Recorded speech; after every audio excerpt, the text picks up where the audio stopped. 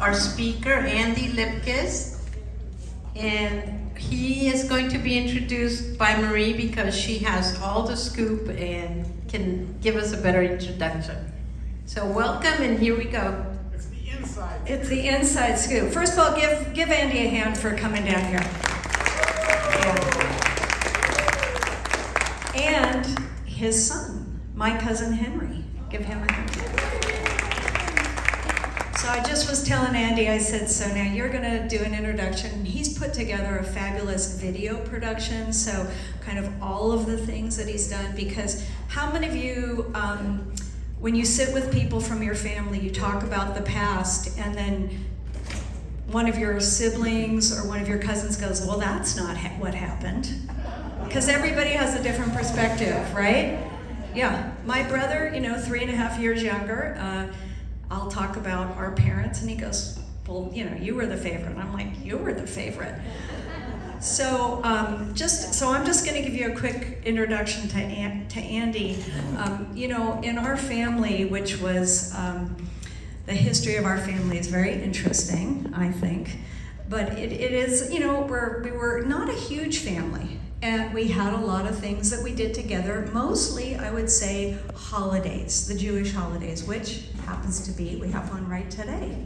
It's New Year. My boyfriend said, he goes, what is Rosh Hashanah? And I said, we get 2 New Years. So, I guess I'm gonna do some changes today. Anyway, so Andy and I, we're only 4 years apart, I think. 4 years apart, but that's a lot when you're a kid. So what I remember is my brother and I, we got to find the afikomen, which is the piece of matzah that gets hidden in the youngest people. But Andy would have been next. But so when I was when I went to university, high school, and then Andy had preceded me, he was a kind of a legend. And if you keep in mind, this is the 70s. You've got the Vietnam War. You've got Earth Day. We had the first Earth Day. And what I remember is that we all had to do community service. It wasn't like we had been arrested, but I don't know if that's your impression. So I actually worked at the Veterans Administration during the Vietnam War, and I asked the soldiers who were there up on San Vicente, how they liked their food, and I did that for all 3 years I was in high school. But Andy did something really special, and that was to start an organization called Tree People. How many of you guys have heard about that? Say, isn't that crazy, right? So he's my famous cousin, and with no further ado, he's gonna jump in and tell you a little bit about that and show you a great video, and give him another round of applause. Thank you, Marie. Nothing happens without family, either the support of family or the challenge and criticism of family, or both. And I couldn't have done anything that I've done without my parents, the support from the whole family. I guess I was going to stand here, but I'll move around. I actually came here to thank you.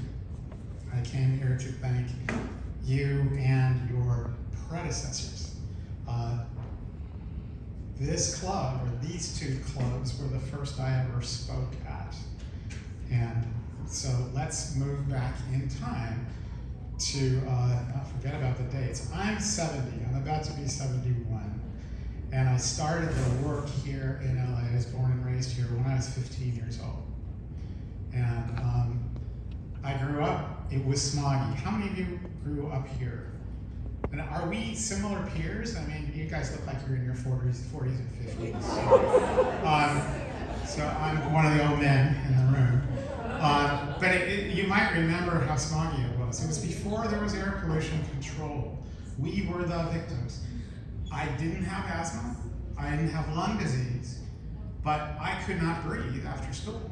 My mom had to put a kettle on the stove and make steam for me to breathe, just to be able to get by. It wasn't on anyone's radar. It was just, we polluted the air and polluted the air.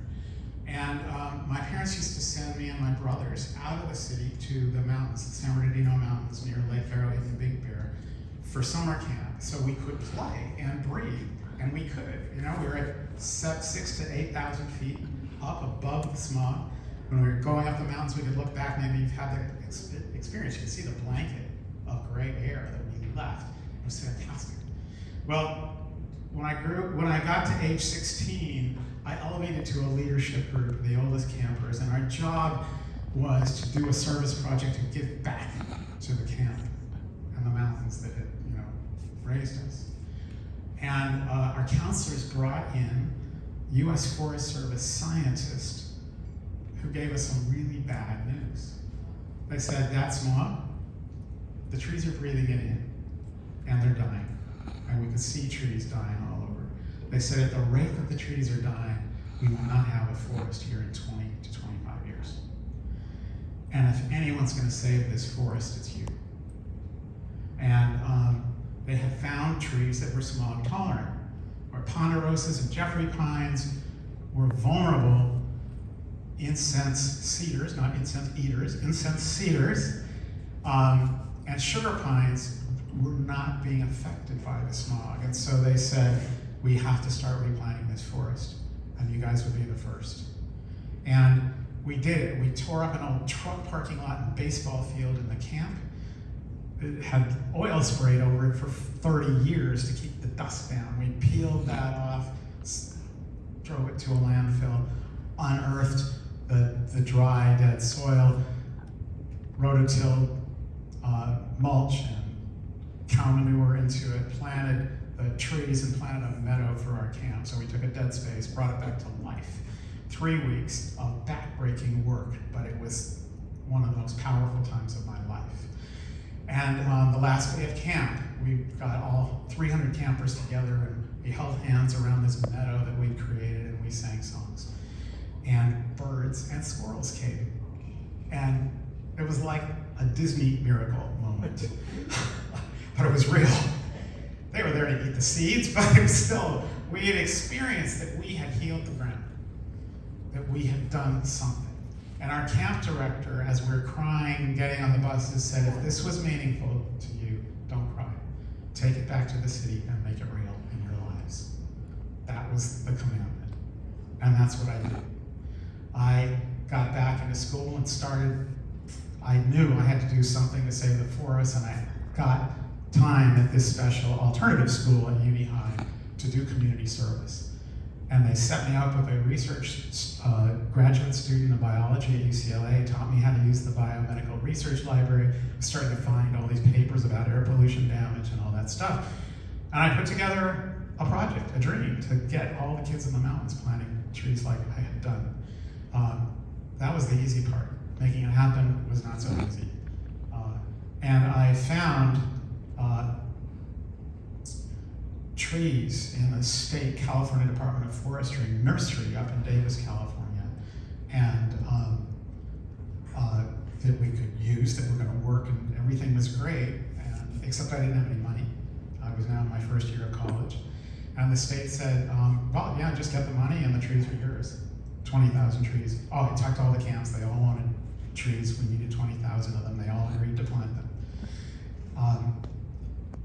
Time is moving on, and I have not raised any money. I visited people, asked them for donations, but I could not get the $20,000 I needed. And I was a student at that point at Sonoma State College, and I thought, I'm not going to raise the money here. I flew down to LA, tried to speak to family, got a few bucks together. It was not happening. I called the state and said, I'll have the money, just hang on. They said, we can't wait anymore. The guy's on the tractor now, plowing them under. I called the LA Times. Who else? And talked to a reporter, Art Seidenbaum, who I'd met when I was a kid, and told him what was happening. And he said, sit tight. And he got a reporter to call me. I told him what was happening. He said, that's not possible. I said, we'll call them. And he did. And he called back and said, they're really doing it. And I said, well, duh. And he said, sit tight. We're going to do something. And he called the governor's office. It was I think it was Governor Brown, who, when they heard the Times calling, they said, we're going to stop it. And the governor got on the phone in the California Department of Forestry. He said, "Get the F off that tractor. Stop." And then the reporter called back and said, "They're handling it. You're going to hear from them." And they called me and said, "Sit tight. We've stopped. We're flying down to meet with you." And the next morning at 8 a.m., there were 2 foresters on my front doorstep and came in, sat down. They said, "Everyone loves what you're doing, and we're going to give you 500 trees." And I said, "I have 20,000 that we needed." And he said, "You don't know what you're doing. You're just going to kill them, so start with this and learn." I said, "Let me tell you what I know." And I laid out the plan, and their mouths dropped and said, "That's totally viable. How could you know that?" I said, "For 3 years I've been calling you guys, and you're saying it won't work." And I said, "What would work?" And they gave me a whole forestry education over all that time of working on it. So I said, "Well, 20,000 trees, please." And they said, it took a while to get the guy off the tractor. I said, "What's left?" They said, 8,000. I said, "I'll take it."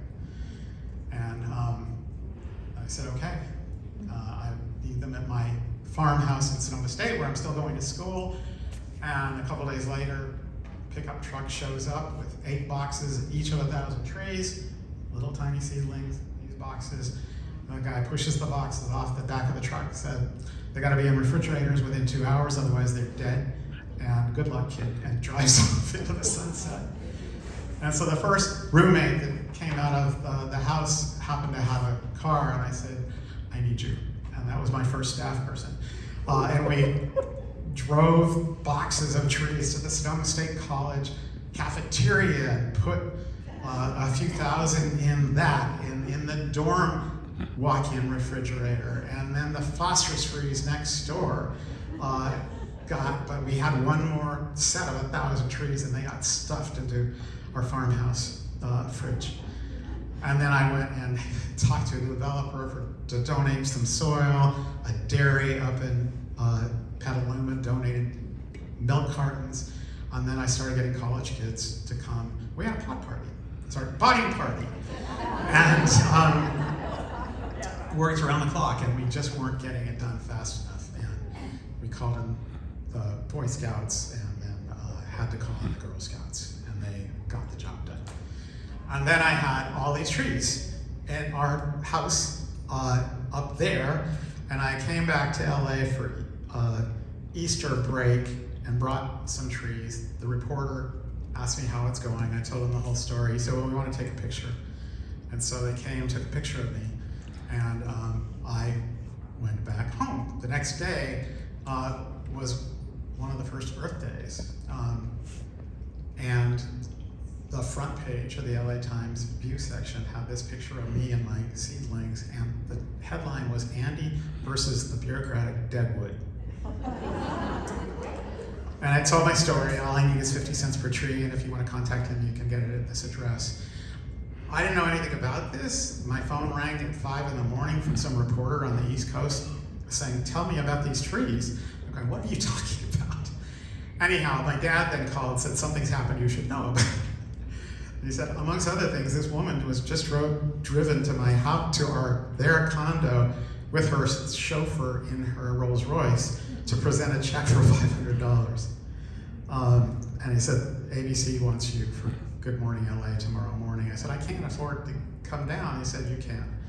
And I came down, did the show, got back home, and there was a sack of mail on the doorstep.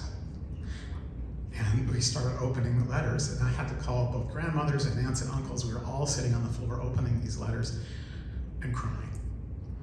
People had taped 2 quarters or $1, and kids were planting trees in honor of their grandparents who died, and vice versa. People who had lost their kids. And then just the whole community came together in this very simple, beautiful way.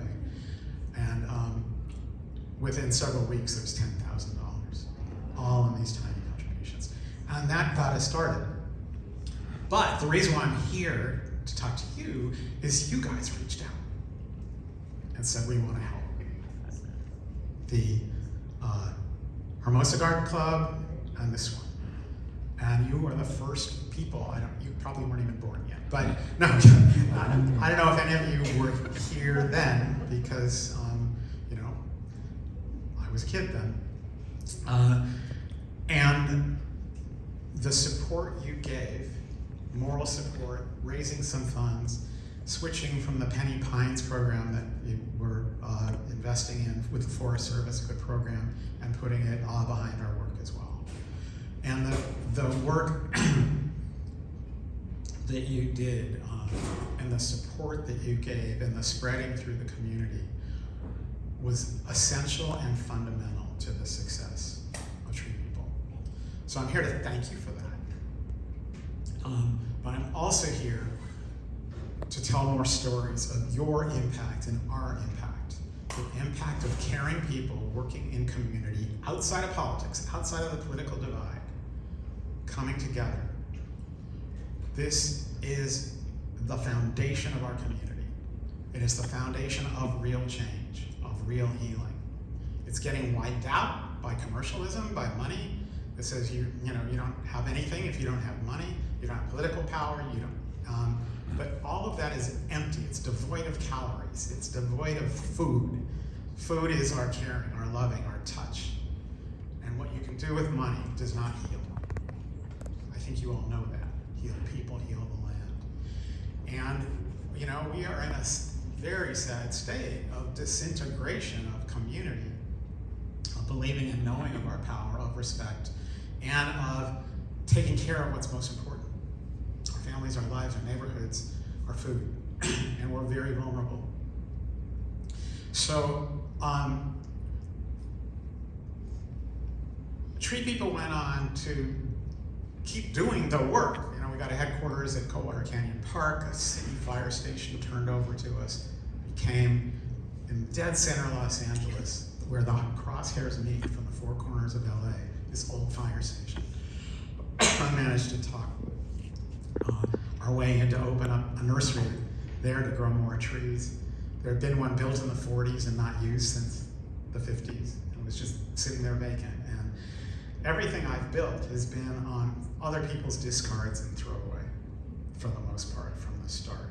Making use of people who didn't feel useful, making use of resources that were tossed away. We are all gold.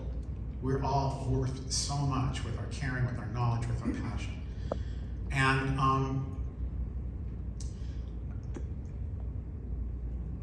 as LA started to face new challenges from climate that weren't identified as that yet, we were very good at mobilizing volunteers to plant trees, doing logistics.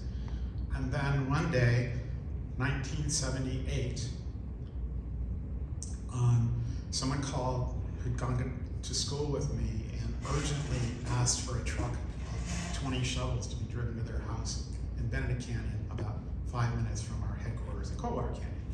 I took the shovels down there, and there were a landslide coming at 2 houses. I said, you need more than shovels, you need people. And we got them to gather like 50 neighbors from around the neighborhood who filled sandbags, shoveled and channeled mud between the 2 houses and saved the home. Newly elected city councilman Zev Yaroslavsky was there and watched. And people said thanks, we went back. 2 weeks later, he called me and said, could you scale what you did at that canyon 2 weeks ago? And I said, oh, sure, what's up? He said, we're about to see the largest storm we've ever seen, and it's gonna hit here tomorrow.